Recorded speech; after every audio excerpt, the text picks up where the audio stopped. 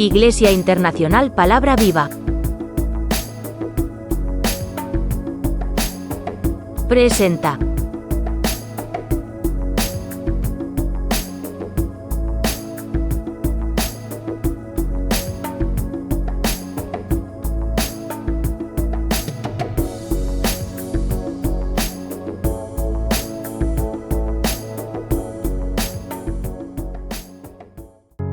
Bonsoir mes frères et mes sœurs et bienvenue à l'enseignement biblique de ce soir.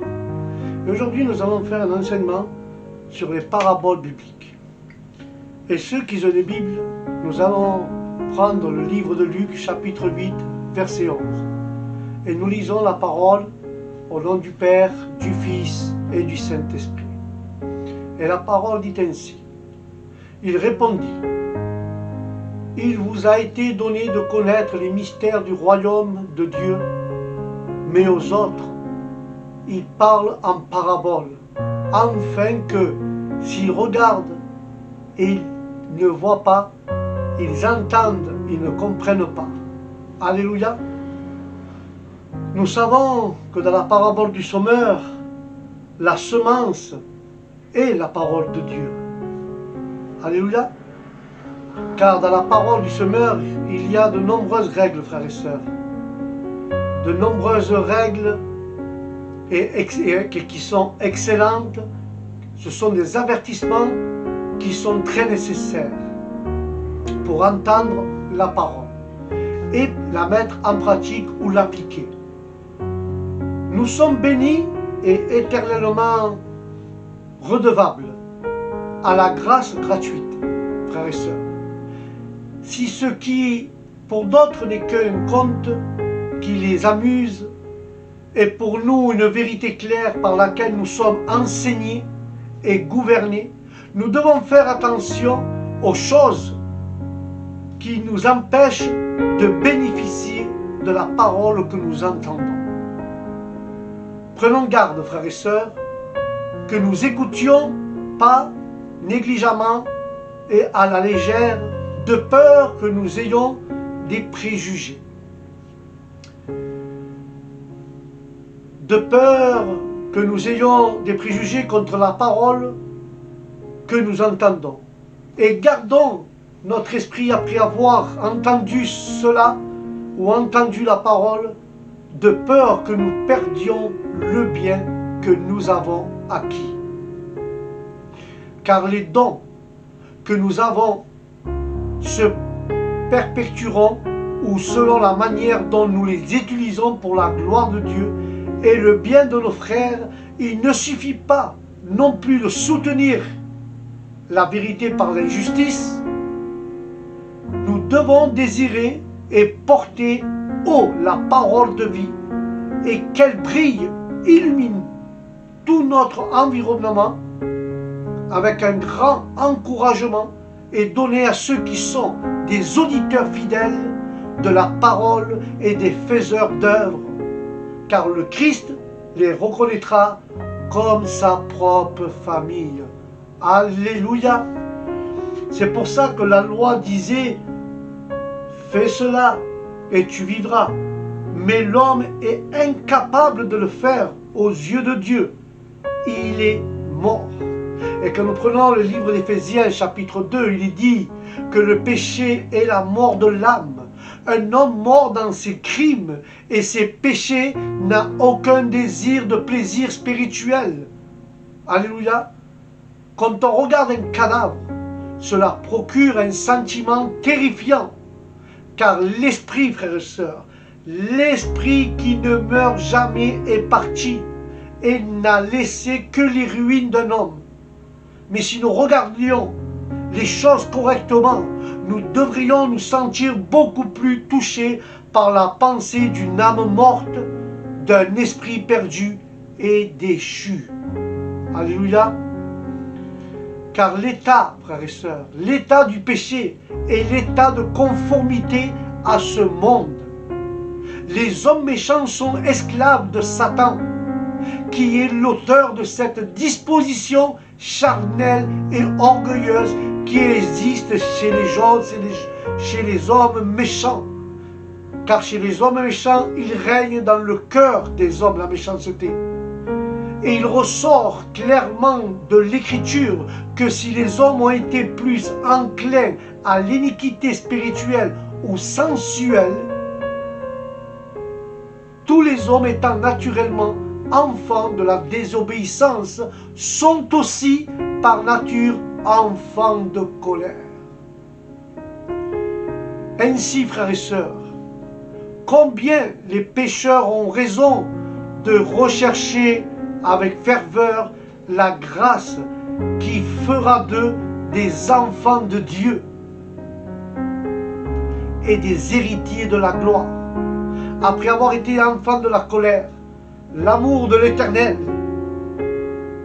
ou la bonne volonté de Dieu envers ses créatures est la source d'un découlement tous ses miséricordes envers nous, car cet amour de Dieu est un grand amour et sa miséricorde est une riche miséricorde.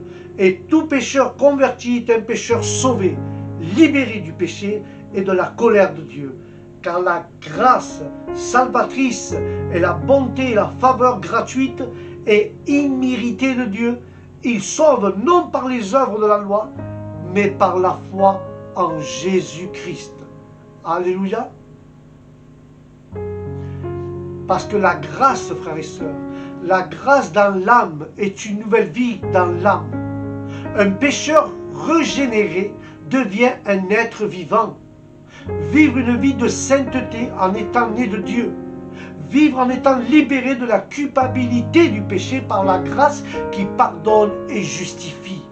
Car les pécheurs se vantent dans la poussière. Les âmes sanctifiées siègent dans les lieux célestes, élevés au-dessus de ce monde par la grâce de notre Seigneur Jésus-Christ. Alléluia. Car la bonté de Dieu, frères et sœurs, la bonté de Dieu qui convertit, sauve les pécheurs ici et maintenant.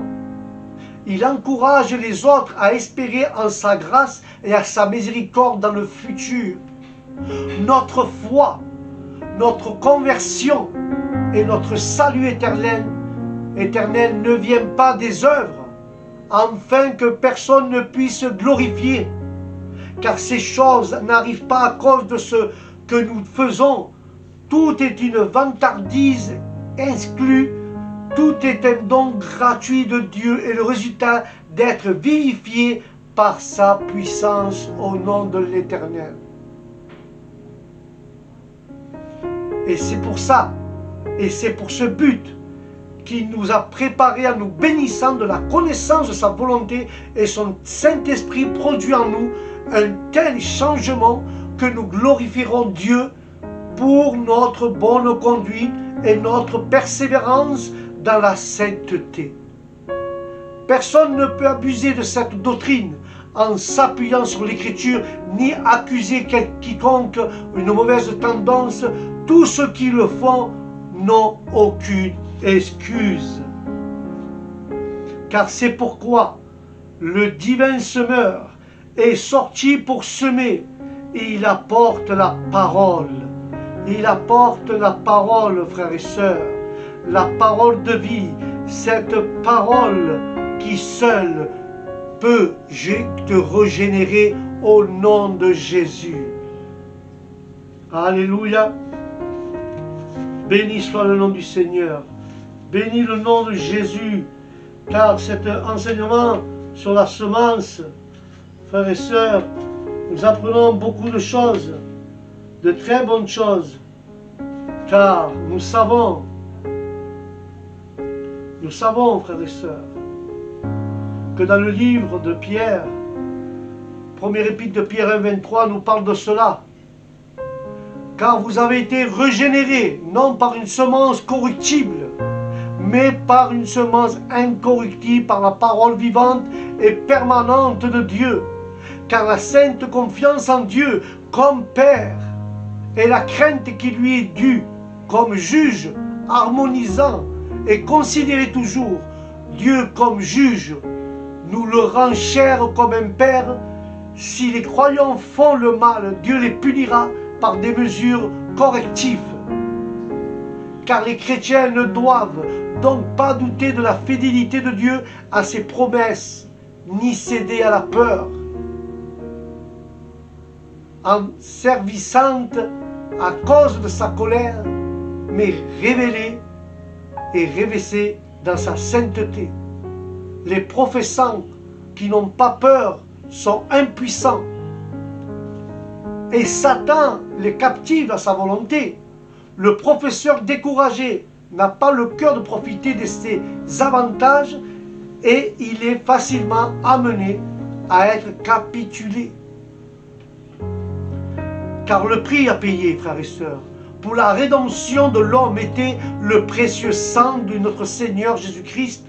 Non seulement une conversation vraiment mauvaise, mais aussi une conversation inutile et très dangereuse. Même si on dit qu'elle est due à l'habitude, c'est une folie de dire « je vivrai et mourrai de cette manière », car c'est ce qu'ont fait nos ancêtres. Et Dieu avait des désirs de faveur spéciale pour son peuple, bien avant de lui manifester une telle grâce. Mais la clarté de la lumière, les soutiens de la foi, la puissance des ordonnances sont tous bien plus grands qu'ils ne étaient auparavant, frères et sœurs. Car depuis que le Christ est venu sur terre, la consolation de cela ayant été unis à Christ par la foi, sa gloire présente est une assurance que là où il est, nous serons aussi avec lui. Car l'âme doit être purifiée avant de pouvoir abandonner ses propres désirs et ses indulgences. Car la parole de Dieu, implantée dans le cœur par le Saint-Esprit, est un moyen de vie spirituelle qui nous stimule au devoir en provoquant un changement total dans la disposition et des affections de l'âme jusqu'à la conduire à la vie éternelle. Alléluia. En contraste avec l'excellence de l'homme spirituel renouvelé, né de nouveau, on peut noter la vanité de l'homme naturel dans sa vie et dans la chute. Il est comme une herbe, la fleur de l'herbe qui bientôt se fane et meurt. Nous devons entendre, recevoir et aimer la sainte parole vivante de Dieu, et plutôt tout risque que de la perdre. Vous devez retirer toutes les autres choses de l'endroit à cause de cela. Nous devons le chérir dans nos cœurs, comme notre seul trésor est un gage sûr du trésor de gloire qui est pour nous, les croyants, au ciel. Alléluia. La parole dit que nous sommes engendrés. Jacques 1,18 le raconte. Il nous a engendrés selon sa volonté par la parole de vérité, afin que nous soyons semblables au premier-né et au meilleur de ses créatures. Car c'est comme j'ai dit au début, la semence c'est la parole de Dieu. C'est la parabole du semeur, la semence c'est la parole de Dieu, et la semence doit être engendrée en nous et nous fait pousser à la volonté de Dieu, et nous sommes semblables, et nous sommes une des meilleures de ses créatures. Ce n'est pas tout. L'homme qui souffre, qui est heureux, mais celui qui avec patience et persévérance suit le chemin du devoir à travers toutes les difficultés. Les afflictions ne peuvent pas nous rendre malheureux à moins qu'elles ne soient de notre faute, car le chrétien éprouvé sera un chrétien couronné, car la couronne de vie est promise à tous ceux qui ont l'amour de Dieu régnant dans leur cœur. Car toute âme qui aime vraiment Dieu verra ces épreuves de ce monde pleinement récompensé dans ce monde d'en haut où l'amour est parfait, car les commandements de Dieu et les actes de sa providence atteste que le cœur des hommes s'est révélé à la disposition qui provoque en eux, mais rien de pécheur dans le cœur et dans la conduite ne peut être attribué à Dieu. Il n'est pas l'auteur de l'écume, même si son épreuve du feu le révèle. Ceux qui attribuent le péché à leur constitution ou à leur situation dans le monde, ou qui prétendent qu'ils ne peuvent pas l'éviter, font passer Dieu pour mauvaise personne, comme s'il était l'auteur du péché, car les afflictions en tant que messagers de Dieu sont conçues pour faire ressortir nos vertus, mais pas nos corruptions, car l'origine du mal et des tentations se trouve dans notre propre cœur. Arrêtez, mes frères et mes sœurs, arrêtez les débuts du péché où tous les mots qui suivent seront entièrement portés à votre compte, car Dieu ne prend pas plaisir à la mort des hommes, car il n'a aucune part dans leur péché, mais le péché et la misère sont dus à eux-mêmes, de même que le soleil est de même nature et influence, même si la terre et les nuages interviennent souvent, rendent ce qui nous semble variable, ainsi Dieu est innommable et non-changement, et nos ombres ne sont pas des changements ou des altérations en lui. Ce que le soleil est dans la nature, Dieu est dans sa grâce, la providence est dans sa gloire, infiniment plus encore, comme don précieux vient de Dieu. Ainsi en particulier, frères et sœurs, notre nouvelle naissance et toutes ses conséquences saintes et heureuses viennent de lui. Un vrai chrétien devient une personne si différente de ce qu'il était avant, car les influences de la génératrice de la grâce divine qui est presque formée à nouveau, nous devons consacrer toutes nos facultés au service de Dieu afin d'être en sorte les prémices de ses créatures. Alléluia. C'est pour ça que Jacques parle qu'il faut être engendré, car cela va produire la nouvelle naissance. Quand nous voyons dans Jean 3,3, il dit « En vérité, je te le dis, si un homme ne naît de nouveau, il ne peut voir le royaume de Dieu, dit Jésus. » Nicodème avait peur ou honte d'être vu avec le Christ, alors qu'il est venu de nuit quand la religion est passée de mode. Il y a beaucoup de Nicodème, mais même s'il est venu la nuit, Jésus l'a accueilli. Ainsi, il nous enseigne, il nous encourage les bons débuts, même s'ils sont faibles, bien que cette fois-ci, il soit venu de nuit. Il a ensuite reconnu publiquement le Christ. Il ne parlait pas au Christ de questions d'État, bien qu'il fût un dirigeant, mais des intérêts de sa propre âme et de son salut, en parlant de tout cela immédiatement, frères et sœurs. Et nous savons que notre Sauveur parle de la nécessité et de la nature de la régénération ou de la nouvelle naissance qui conduit immédiatement Nicodème à la source de la sainteté du cœur. Car la naissance est le début de la vie. Naître de nouveau et commencer à vivre à nouveau, comme ceux qui ont vécu très mal ou avec peu de sens. Nous devons devoir et avoir une nouvelle nature, de nouveaux principes, de nouvelles afflictions, de nouvelles vues. Par notre première naissance, nous sommes corrompus, formés dans le péché. C'est pourquoi nous avons devenir de nouvelles créatures. On n'aurait pas dû choisir une expression plus forte pour signifier un changement d'état et de caractère aussi grand et très notable. Mais nous devons, frères et sœurs, nous devons être entièrement différents de ce que nous étions auparavant. Car ce qui commence à être à tout moment, ce n'est pas et ne peut pas être la même qu'avant. Car cette nouvelle naissance vient du ciel au nom de Jésus. Alléluia. Je le crois par la foi, frères et sœurs.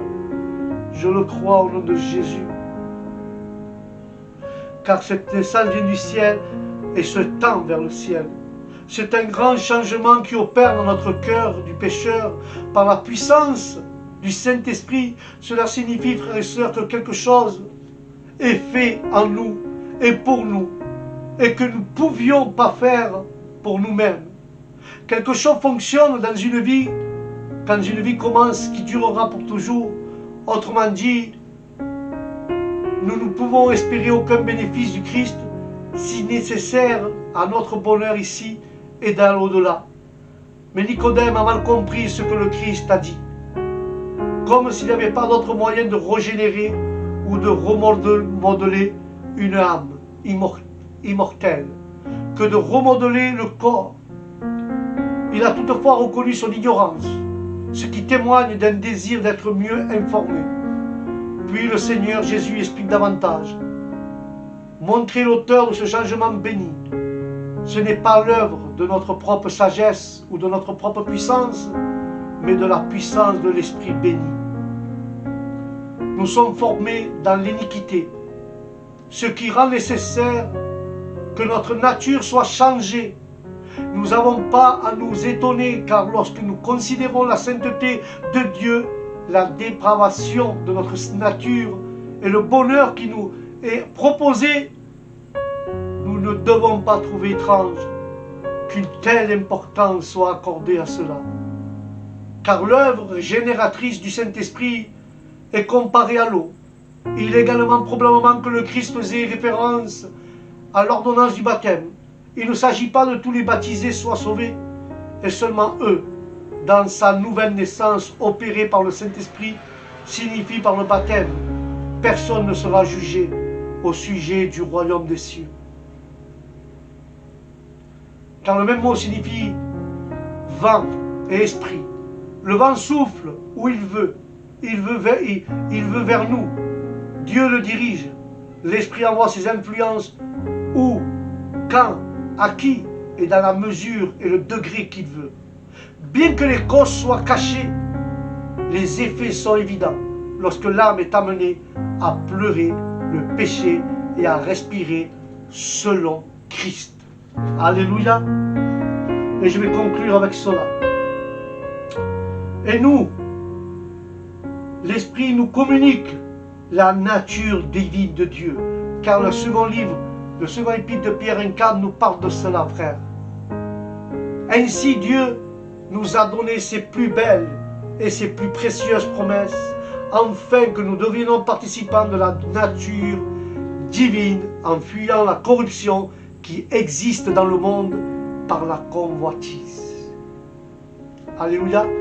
Car seulement la foi unit véritablement le Christ aux croyants faibles et aux croyants forts et purifie véritablement le cœur des deux, du fort et du faible. Tout croyant sincère est justifié aux yeux de Dieu par la foi.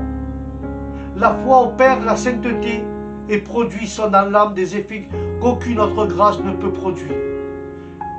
En notre Seigneur Jésus-Christ, habitant toute plénitude et tout pardon, toute paix, toute grâce et toute connaissance, et de nouveaux principes sont ainsi donnés par le Saint-Esprit. Car les promesses faites à ceux qui participent à la nature divine nous amèneront à nous demander s'ils sont réellement renouvelés dans l'esprit de notre intelligence. Transformons toutes ces promesses en prière pour la grâce transformatrice et purificatrice du Saint-Esprit. Car le croyant doit ajouter la connaissance à sa vertu, en augmentant sa familiarité dans toute la vérité et la volonté de Dieu.